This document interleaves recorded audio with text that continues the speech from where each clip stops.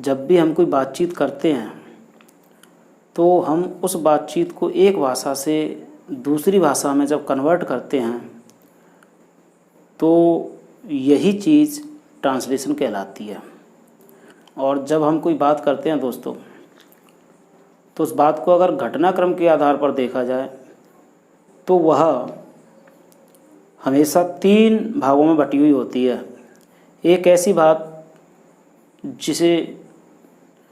जो गुजर चुकी होती है, जो बीते हुए समय की होती है, और एक ऐसी बात जो वर्तमान समय की होती है, और एक ऐसी जिसके बारे में अभी योजना चल रही है, यानी जिसका अस्तित्व आने वाले समय में होगा।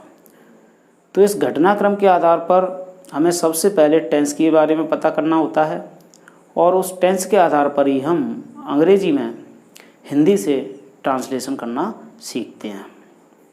तो दोस्तों, ट्रांसलेशन के लिए ज़रूरी है पहले टेंस नॉलेज होना। टेंस को हम एक टाइमलाइन के द्वारा समझ सकते हैं। तो दोस्तों, ये हम टाइमलाइन से समझ गए कि अगर कोई घटना अब से आने वाले समय में है तो वो भविष्य में होगी, और अगर अब से पहले की बात है तो वह भूतकाल में आएगी।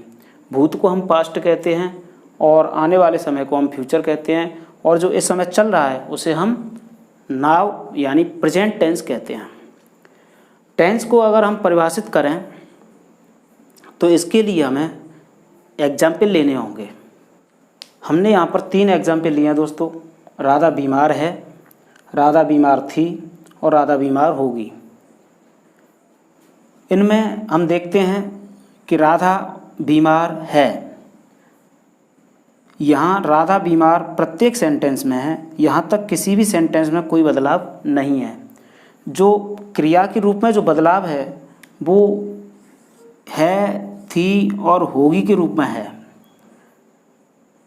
तो दोस्तों, जब ये क्रिया का बदलाव हो रहा है तो इसके साथ साथ ही हमें ये भी पता चल रहा है कि जो है वाला वाक्य है वो हमें वर्तमान समय की जानकारी दे रहा है, और जो थी वाला वाक्य है वो हमें गुजरे हुए समय की जानकारी दे रहा है, और जो होगी वाला वाक्य है वो हमें आने वाले समय की जानकारी दे रहा है। तो इस प्रकार हम ये देखते हैं कि ये जो क्रिया का रूप है जो समय के अनुसार बदल रहा है, घटनाक्रम के आधार पर जो इसमें बदलाव आ रहा है, ये क्रिया का बदला हुआ रूप ही टेंस कहलाता है। तो इस प्रकार ये टेंस होगा।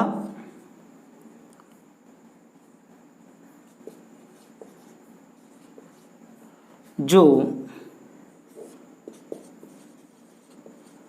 प्रेजेंट, पास्ट और फ्यूचर के रूप में होगा।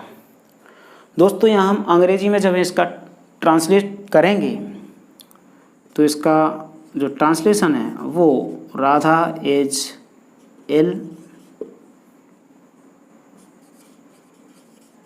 राधा वाज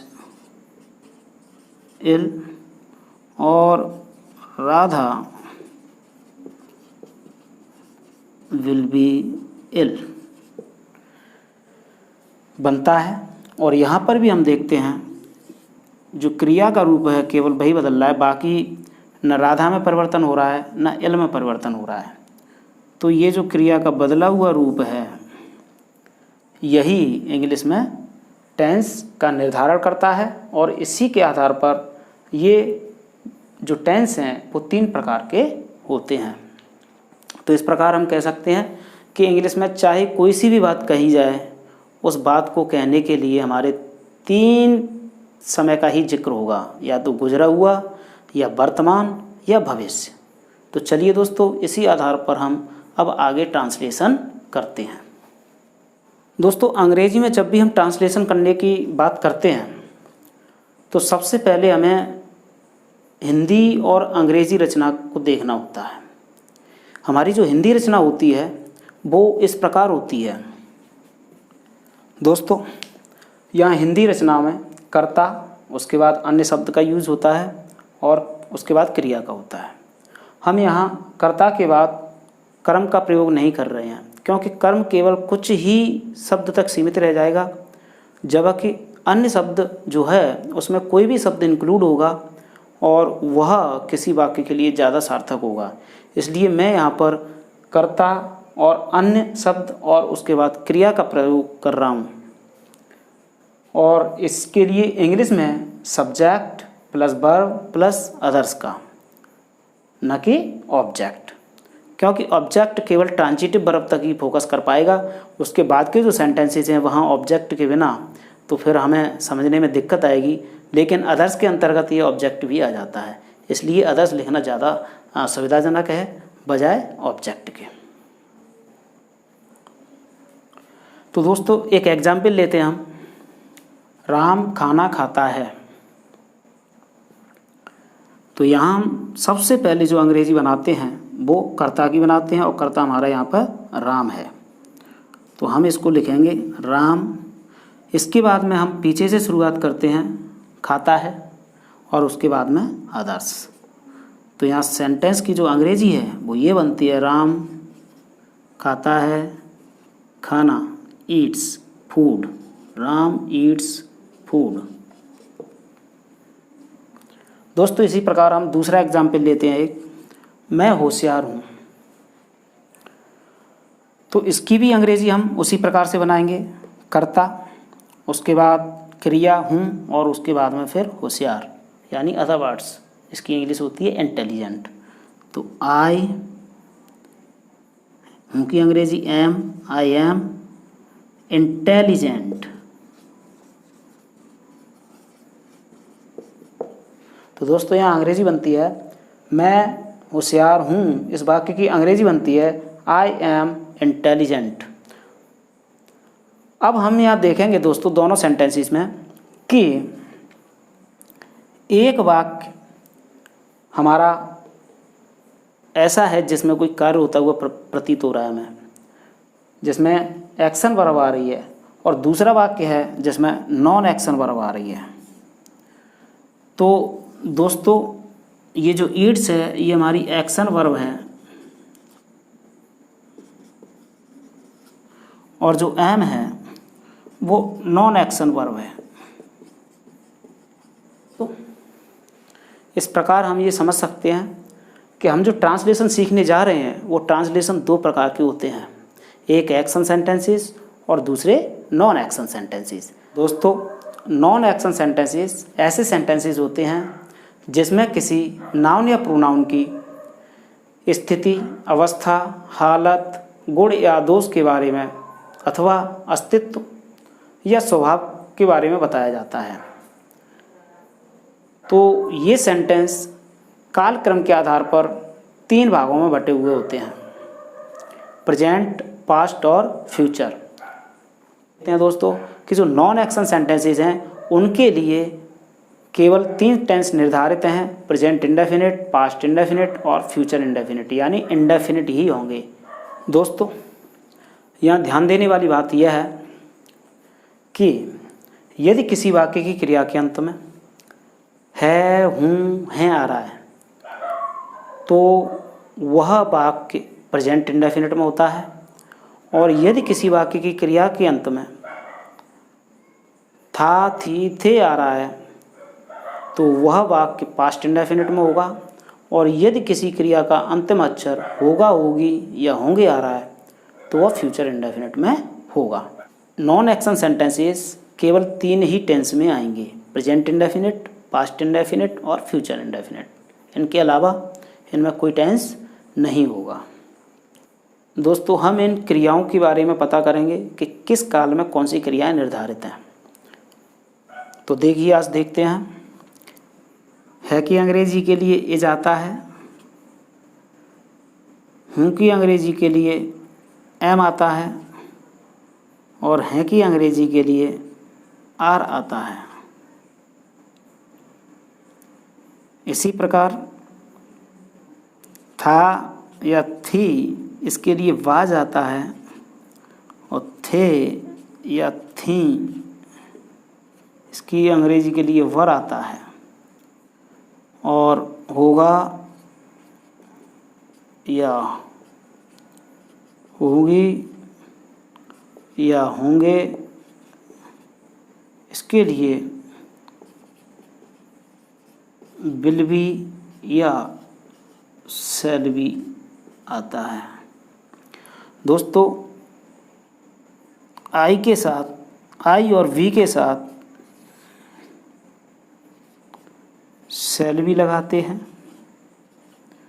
और बाकी जितने भी हमारे कर्ता हैं सेकंड और थर्ड पर्सन के कर्ता, उनके साथ हम से सेकंड व थर्ड पर्सन के साथ विल भी लगाते हैं। तो चलिए दोस्तों, अब हम ट्रांसलेशन शुरू करते हैं नॉन एक्शन सेंटेंसेस का। मान लीजिए मुझे कहना है वह कमज़ोर है। तो दोस्तों सबसे पहले सब्जेक्ट, उसके बाद वर्ब और उसके बाद अदर्स। तो सबसे पहले इसकी इंग्लिश बनाएंगे सी, उसके बाद वर्ब एज और वीक। दोस्तों ध्यान देने वाली बात है, अगर मैं यहाँ कह दूँ कि वह कमज़ोर थी तो हमें केवल वर्ब में परिवर्तन करना है, यानी हमें करना है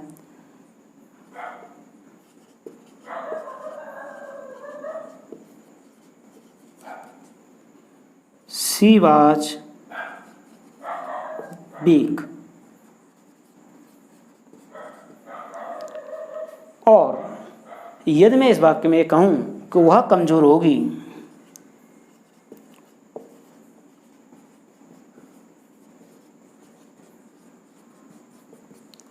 तो दोस्तों इसकी अंग्रेजी बनेगी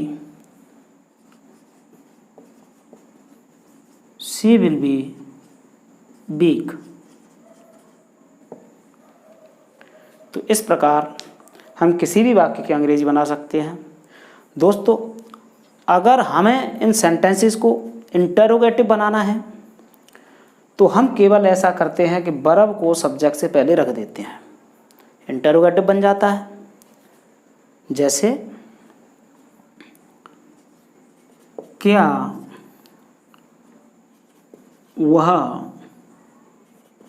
पागल है। तो ऐसे में सबसे पहले हम है की अंग्रेजी लगाते हैं और इसके बाद हम कर्ता से शुरू करते हैं इज ही और उसके बाद मैड, यानी यहाँ से शुरू होकर के ऐसे चलते हैं इज ही मैड। तो दोस्तों ऐसे सेंटेंस जिनकी शुरुआत अंग्रेजी में क्या से हो रही होती है, ऐसे वाक्यों की अंग्रेजी बनाते समय हम शुरुआत हमेशा या फाइनाइट वर्ब से करते हैं। तो यहाँ इज हमारी फाइनाइट वर्ब है, क्योंकि इज है वो कर्ता और काल से प्रभावित होने वाली वर्ब है। तो यहाँ हम इसको हेल्पिंग वर्ब नहीं कह सकते हैं, ये हमारी फाइनाइट वर्ब है और ये प्रेजेंट इंडेफिनिट टेंस को यहाँ रिप्रेजेंट कर रही है। दोस्तों अगर हमें ये सेंटेंस डबल नेगेटिव होता तो भी कोई दिक्कत नहीं आने वाली थी। चलिए लिख देते हैं वह कौन है। दोस्तों हिंदी में तो देखने में ये सिंगल ही लगते हैं, लेकिन इंग्लिश में जब इनकी अंग्रेजी की जाती है, इनको इंग्लिश में ट्रांसलेट किया जाता है, तो ये डबल इंटरोगेटिव के नाम से जाने जाते हैं। क्योंकि पहले तो ये इंटरोगेटिव वर्ब के कर्ता से पहले आने पर ही हो जाता है और जो दूसरा है वो क्वेश्चन वर्ड होता है। तो क्वेश्चन वर्ड एक खुद में एक इंटरोगेटिव वर्ड होता है। तो इस प्रकार इसमें दो क्वेश्चन इंग्लिश में प्रतीत होते हैं और इसीलिए मैं इनको डबल इंटरोगेटिव कह रहा हूँ। वर्ब अकेली वर्ब से बनने वाला सेंटेंस इंटरोगेटिव सेंटेंस, और अगर उस वर्ब से पहले क्वेश्चन वर्ड आ रहा है तो उसे हम डबल इंटरोगेटिव सेंटेंस कहेंगे। तो दोस्तों सबसे पहले क्वेश्चन वर्ड की अंग्रेजी आती है ऐसे में हु, और उसके बाद में वर्ब और उसके बाद आती है सब्जेक्ट ही। तो दोस्तों अंग्रेजी बनती है हु इज ही। चलिए दोस्तों आगे बढ़ते हैं। अगर ये सेंटेंस हमारे नेगेटिव होते तो हम क्या करते, कोई घबराने की ज़रूरत नहीं थी। अगर इंटरोगेटिव नेगेटिव है तो बर्ब सब्जेक्ट से पहले और नॉट जो है वो कर्ता के बाद यूज होगा, और अफर्मेटिव सेंटेंस है तो बर्ब के बाद नॉट इस्तेमाल करते हैं। चलिए एक एग्जाम्पल लेते हैं। वह यहाँ नहीं है। तो सबसे पहले कर्ता, एसर्टिव सेंटेंसेस में कर्ता हमेशा पहले आता है और उसके बाद में है, फिर उसके बाद में नहीं और उसके बाद में यहाँ, यानी एक उल्टा क्रम चलता है। तो दोस्तों यहाँ लिखेंगे ही इज नॉट हियर। अगर दोस्तों इंटरोगेटिव होता, चलिए मान लें कि क्या वह यहाँ नहीं है, तो हम इसको इस प्रकार देखेंगे। सबसे पहले क्या की अंग्रेजी के लिए हेल्पिंग वर्ब इज, उसके बाद में ही, उसके बाद में नॉट और उसके बाद में हियर। दोस्तों सेंटेंस बनता है इज ही नॉट हियर। और अगर ये डबल इंटरोगेटिव भी होता तो भी कोई दिक्कत नहीं होती, केवल हमें क्वेश्चन वर्ड इससे पहले रखना होता, जैसे वह यहाँ क्यों नहीं है। तो दोस्तों इसकी अंग्रेजी हम बनाते why is he not here.